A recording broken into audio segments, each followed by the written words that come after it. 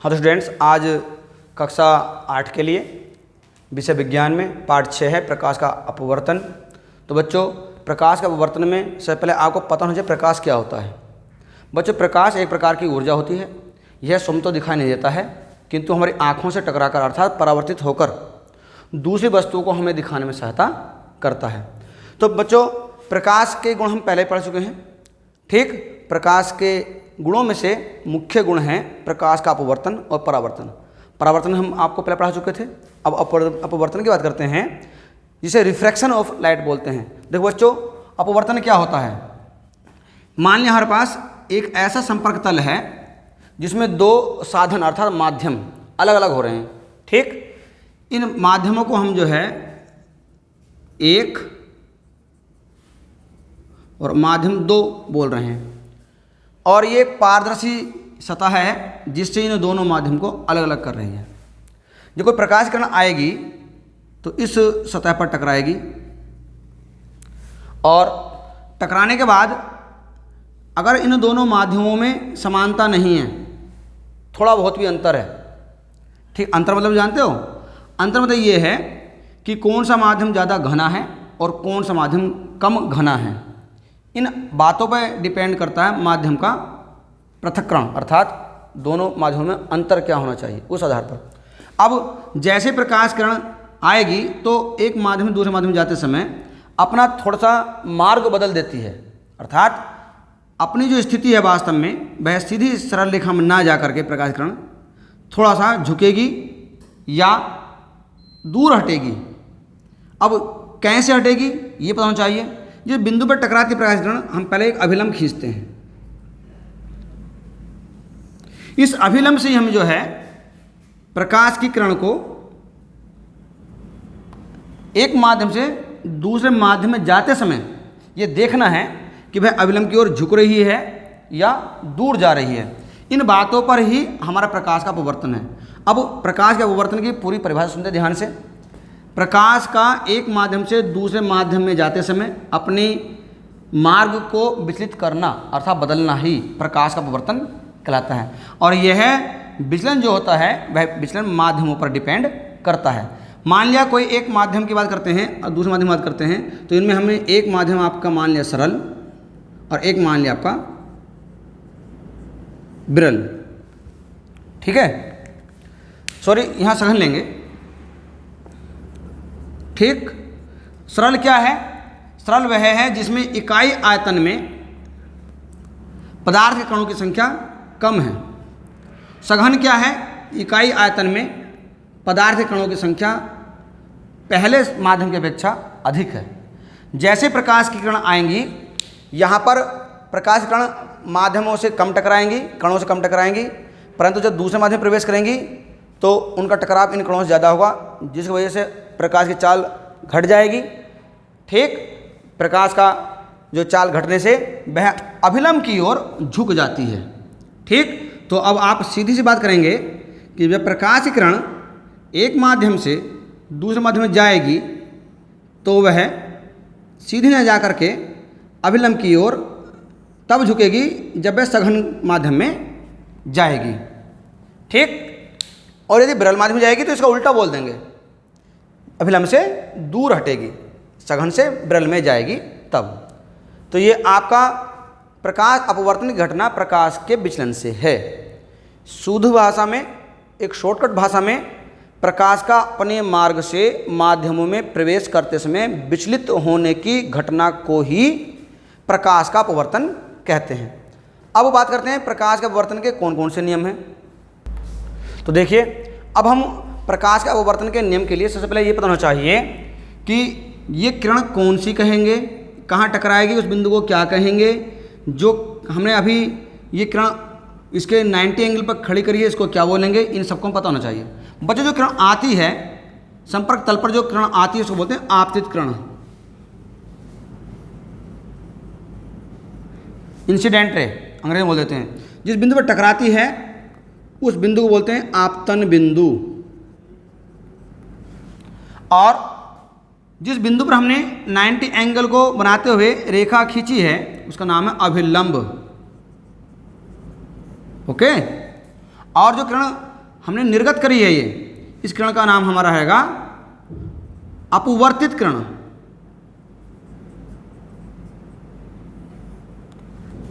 ठीक, अब इन इस किरणों के संबंध जो है इस अभिलंब से कुछ बन जाते हैं। इस अभिलंब और आपतित किरण के बीच में कोई कोण बन सकता है, इसे हम आई से शो करेंगे। अब ऐसे ही इस अभिलंब को हम N dash normal N for normal के लिए बोल देते हैं। तो इस किरण का ऊपर हिस्सा और नीचे हिस्सा पूरा अभिलंब कहलाएगा। अब इस अभिलंब के साथ ये किरण भी कोई कोण बना रही है, इस कोण को हम लिखते हैं आर से। ठीक, अब इन आपतिकरण, आपतन बिंदु पर अभिलंब, अपवर्तिकरण, आपतन कोण बोलेंगे इसको।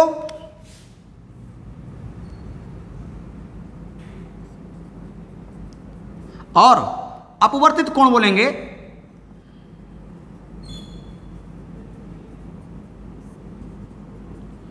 इन सभी में संबंध दिखाते हुए हमारे पास दो नियम बनकर आते हैं प्रकाश अपवर्तन के। पहला नियम क्या होगा, सुनेंगे। पहला नियम है आपतिकरण, आपतन बिंदु पर खींचा गया अभिलंब तथा अपवर्तित किरण, तीनों का कॉमन पॉइंट अर्थात ओवेनिस्ट बिंदु एक ही होता है, अर्थात ये तीनों एक ही तल में होते हैं। पहला नियम तो आपका ये आपतिकरण, आपतन बिंदु, अभिलंब और अपवर्तित किरण के लिए है। अब दूसरे नियम की बात करते हैं, तो दूसरा नियम क्या होता है। दूसरा नियम अभिलंब और आपतिकरण के बीच जो कोण बन रहा है, अभिलंब और अपवर्तित किरण के बीच में जो कोण बन रहा है, इनके जिया अर्थात साइन थीटा में बताता हूँ क्या होता है। पहले आप जब आपने मैथ में पढ़ेंगे, जब 90 अंश का कोण बनाएंगे आप और उससे कोई एक त्रिभुज का निर्माण करेंगे, जिसे समकोण त्रिभुज कहते हैं, तो उसमें एक दिशा में आप कोण लेंगे थीटा, तो थीटा के सामने का जो भुजा होती है वह लंब होती है, और जो जिस भुजा पर खड़ा होता है त्रिभुज उसको आधार बोलते हैं, और 90 अंश के सामने जो भुजा होती है, सबसे बड़ी जो भुजा होती है समकोण त्रिभुज में, वह कर्ण होती है।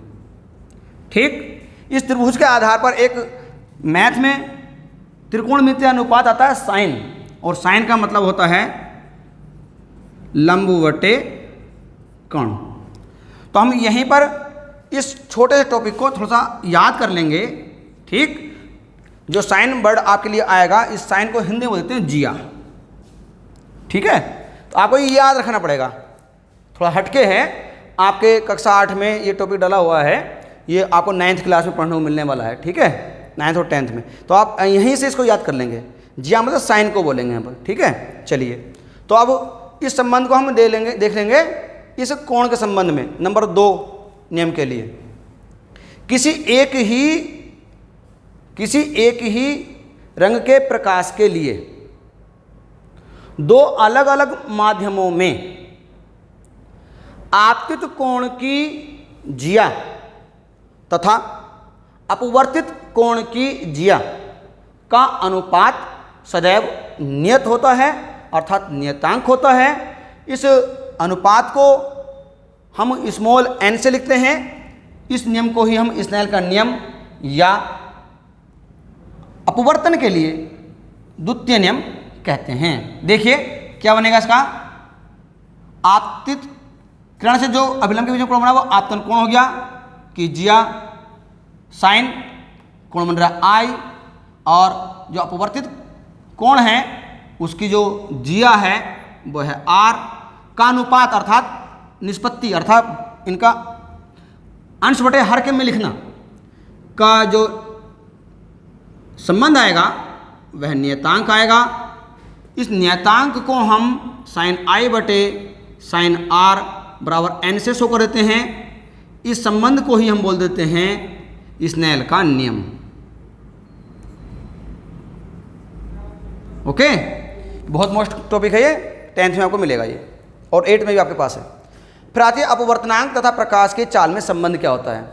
बच्चों आपको एक बात हमें ध्यान रखनी है, दो माध्यम चल रहे हैं यहाँ पर। ठीक, एक माध्यम 1, माध्यम 2, एक विरल है या सरल है, आप सरल या इसको विरल भी बोल सकते हैं, और एक आपका सघन है। तो हमें ये ध्यान रखना है कि कौन सी किरण कहाँ को प्रवेश कर रही है। मैं एक वर्ड लिख के देता हूँ आपको, ANG। अब आपको एक वर्ड मिलने वाला है, जैसे नियतांक लिखना आपने स्नेल के नियम में N। अब इस संबंध को हम डायरेक्टली जिन माध्यमों में प्रवेश कर रहे हैं, जहाँ से आ रहे हैं, जहाँ से जा रहे हैं, तो उसको हम जो है तो हम इस ANG को हम जो बता रहे हैं आपको, ANG क्या है, A को हम बोल देंगे यहाँ पर वायु एयर, G बोल देंगे गिलास अर्थात कांच। अब मैं इसी नियम को आपको थोड़ा सा बढ़ा के बता रहा हूँ।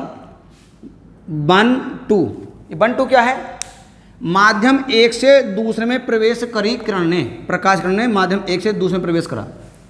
ऐसे ही यदि हम यहाँ माध्यम एक की जगह लिख दें क्या, वायु, और माध्यम दो की जगह लिख दें कांच। वायु के इकाई आयतन में कण कम होंगे, कांच के इकाई आयतन में कण ज़्यादा होंगे। तो सिंपल सी वायु है, वायु सिंपल बात, क्योंकि वायु सरल या विरल कहलाएगी और इसकी तुलना में कांच सघन हो जाएगा। ठीक, तो हम क्या करेंगे, हम अपवर्तनांक का प्रकाश के चाल संबंध लिखना चाह रहे हैं। तो क्या होगा, किस माध्यम से प्रकाश की किरण प्रवेश हो रही है। A फॉर एयर, वायु में प्रकाश की चाल अब किस में प्रवेश कर रही है, कांच में। ठीक है नहीं, कांच में प्रकाश की चाल। ठीक, तो इस नियम से ही आपको ये नियम भी मिल जाता है।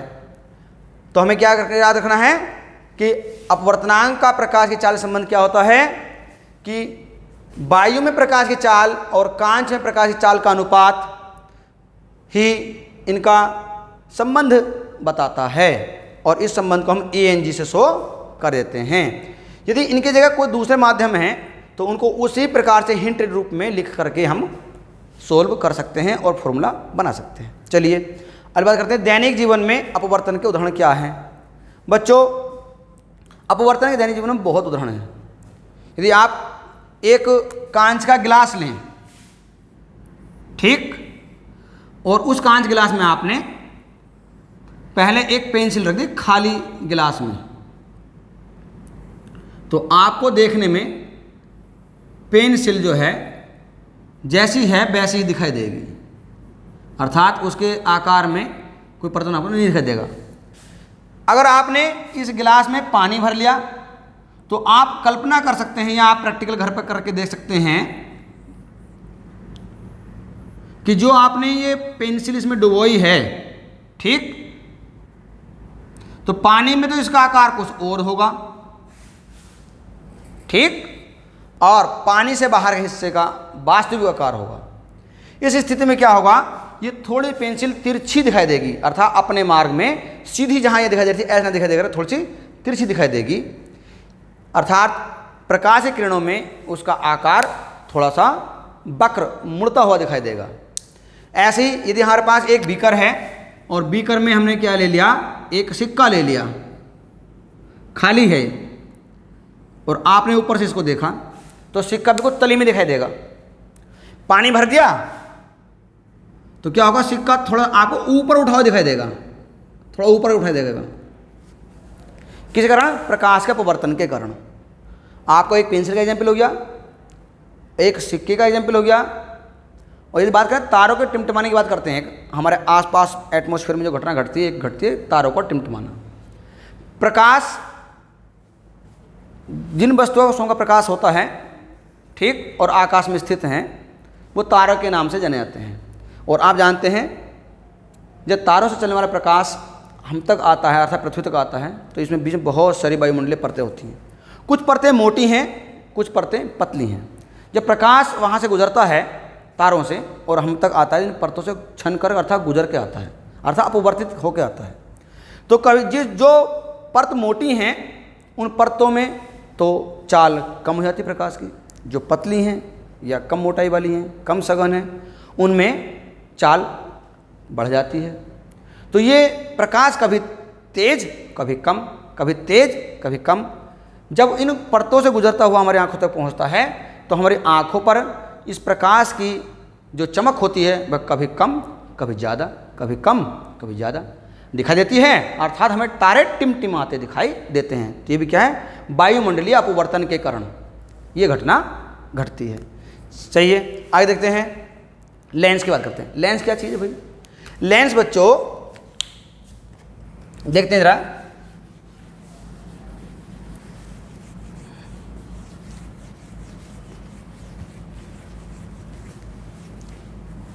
बच्चों लेंस एक कांच का पारदर्शी माध्यम होता है जिसमें दो गोलीय पृष्ठ या फिर एक गोलीय एक समतल पृष्ठ हो सकता है। हम बात करें लेंस की तो एक लेंस हमारे पास ये है, इसमें दोनों ही वक्र पृष्ठ हैं, दोनों ही गोलीय पृष्ठ हैं। यदि मैं इसी रूप में एक आकार की ओर बात करता हूं,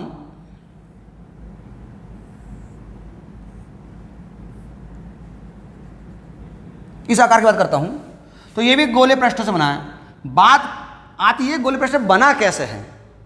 अब ये बात समझने की है, एक कांच का खोखला गोला लेते हैं, कांच के खोखले गोले को तराश देते हैं, जो कटा हुआ हिस्सा होता है वह गोलीय दर्पण होता है।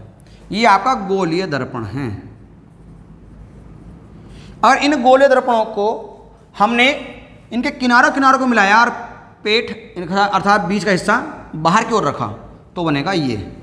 अर्थात इस लेंस का क्या नाम, इस दर्पण से बना लेंस, और विशेष विधि से इनको चिपकाया जाता है और इसका नाम होगा आपका उत्तल लेंस।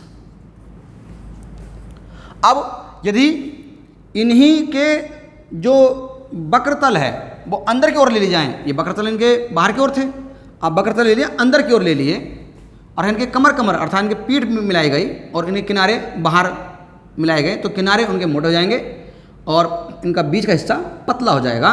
तो ऐसा जो बनकर तैयार हुआ गोलीय दर्पणों से माध्यम वह हुआ आपका लेंस। लेंस का क्या नाम इसका, अवतल लेंस। ठीक है। अब इनकी याद करने का तरीका क्या है, तो हमने आपको लेंस बताया। अब लेंस प्रकार बताते हैं। लेंस प्रकार दो प्रकार होते हैं मुख्य रूप से। कौन कौन से? उत्तल लेंस, अवतल लेंस। उत्तल लेंस क्या होता है? उत्तल लेंस बीच में तो मोटे, किनारों पर संकरे अर्थात पतले होते हैं। अवतल लेंस बात करते हैं। अवतल लेंस बीच में तो पतले अर्थात संकरे और किनारों पर मोटे होते हैं। ठीक। अब इन लेंसों का उपनाम और है। उपनाम क्या? इस लेंस को बोलते हैं हम अभिसारी लेंस और इस लेंस को बोलते हैं हम अपसारी लेंस। ये अभिसारी अपसारी का मतलब क्या है बच्चों? इन लेंस की विशेषता है कि इनके समांतर आने वाली, बच्चों लेंस का जो मध्य बिंदु होता है ना, जिसमें कोई प्रकाश किरण जाए और बिना विचलित हुए निकले, उसे प्रकाश केंद्र सी बोलते हैं, ऑप्टिक सेंटर। ऐसे इसमें हो जाएगी लेंस का मध्य बिंदु जिसमें होकर जाने वाली प्रकाश किरण बिना विचलित हुए आर पार निकलती है, वह प्रकाशिक केंद्र कहलाती है। तो प्रकाशिक केंद्र सी को दिखा दिया हमने यहाँ पर। ये जो प्रकाशिक केंद्र और वक्रता त्रिज्या होती है ये वाली जिनसे ये बना है, तो इन वक्रता त्रिज्याओं के बीच में इधर को उनका होता है फोकस बिंदु होते हैं, इधर से इसका इसके लिए और इस वाले वक्र सिस्टम का इसके लिए। अब इन्हीं के लिए हम क्या करते हैं, इन्हीं के लिए हम बोलते हैं, इनसे खींची हुई रेखा कहलाती है आपकी मुख्य अक्ष। अब मुख्य अक्ष के समझ आने वाली किरण जो होती है वो दूसरे फोकस पर, यहाँ से देखो एक और समांतर किरण चली, तो ये मुख्य अक्ष को जिस बिंदु पर काटती हैं ये वहाँ पर मिल जाती हैं सब, अर्थात ये सारी की सारी अंदर झुक जाती हैं, मुड़ जाती हैं। अब ये सारी अंदर, ये सब सेंट्रलाइज हो जाती हैं किरणें, इसीलिए इस किरण को इस लेंस को बोलते हैं अभिसारी लेंस। अब इस लेंस की क्या प्रकृति है? इस लेंस की प्रकृति ये है कि इसके मुख्य अक्ष के समांतर आने वाली किरणें जो होती हैं वो लेंस से अपवर्तन के पश्चात ऐसा महसूस होता है जब पीछे मिलाने जाने पर ये एक बिंदु पर कहीं सेंट्रलाइज होती हैं, और ऐसा लग रहा है जैसे ये इसी बिंदु से बाहर की ओर फैल रही हैं, जा रही हैं, या अर्थात ये बाहर की ओर निकल रही हैं, गई समांतर किरणें किंतु प्रसारित हो गई, फैल गई, अर्थात प्रकाश का फैलाव हो जाता है अपसारी, मतलब फैलाने के लिए, प्रकाश बिल्कुल चारों दिशाओं में आगे की ओर फैल जाता है, जिसे बोलते हैं अभिसारी लेंस, अपसारी। अभिसारी जो अंदर की ओर मिला दे किरणों को, अपसारी जो किरणों को फैला दे। तो ये मालूम कर लिया जाता है अपसारी अभिसारी लेंस कौन कौन से होते हैं। अपसारी आपका हो गया अवतल लेंस, अभिसारी हो गया आपका उत्तल लेंस। अब इन्हीं प्रकार से इनके आधार पर बनती हैं आपकी सूक्ष्मदर्शियाँ, खगोल सूक्ष्मदर्शी, संयुक्त सूक्ष्मदर्शी, ये आपके टॉपिक में हैं। आपको PDF के माध्यम से आपको ही बता दिया जाएगा। उसके बाद आएगा मानव नेत्र दृष्टिदोष और विभिन्न प्रकार के निवारण, इसके बारे में बात करेंगे अगले पार्ट में, ठीक है।